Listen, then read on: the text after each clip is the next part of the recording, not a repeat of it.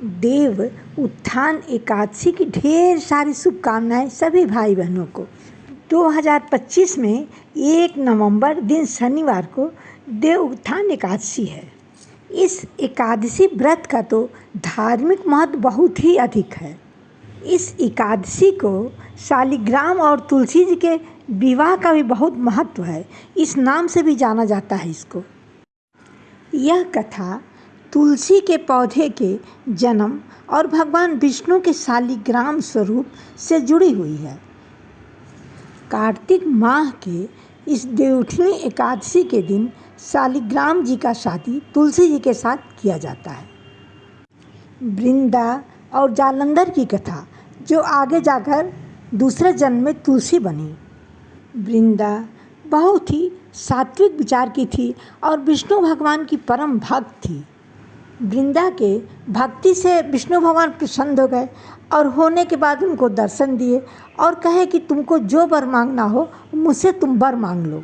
तो वृंदा ने कहा कि मेरे जीते मेरे पति को न कोई मनुष्य न कोई देवता पराजित कर सके। वृंदा का विवाह राक्षस कुल में और जालंधर से हो गया। ये जालंधर राक्षस कुल में पैदा हुआ था। ये बहुत दुष्ट राक्षस था, सब देवताओं को परेशान करता था, कोई यज्ञ नहीं होने देता था।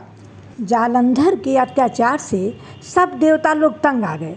तब ये लोग विष्णु भगवान से प्रार्थना की।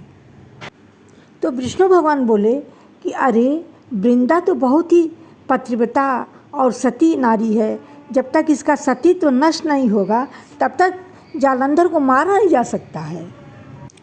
इसलिए भगवान विष्णु ने जालंधर का रूप धारण करके वृंदा के साथ छल किया।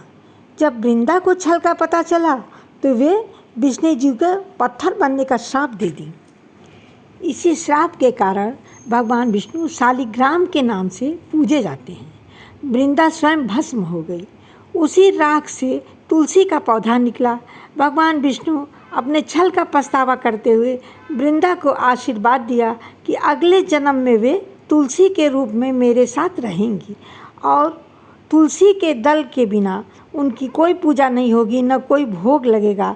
इसी घटना के फलस्वरूप कार्तिक शुक्ल पक्ष की एकादशी के दिन तुलसी और शालिग्राम का विवाह कराने की परंपरा चली आ रही है।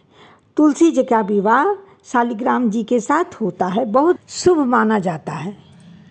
कार्तिक माह में तुलसी माँ का बहुत ही महत्व है और कहा जाता है कि माँ लक्ष्मी और विष्णु भगवान सदा उनके निकट वास करते हैं, इसलिए दीपक प्रतिदिन उनको जलाना चाहिए। जो भी आपसे हो कुछ प्रसाद का भोग जरूर लगा दें। विष्णु भगवान तुलसी माता की जय।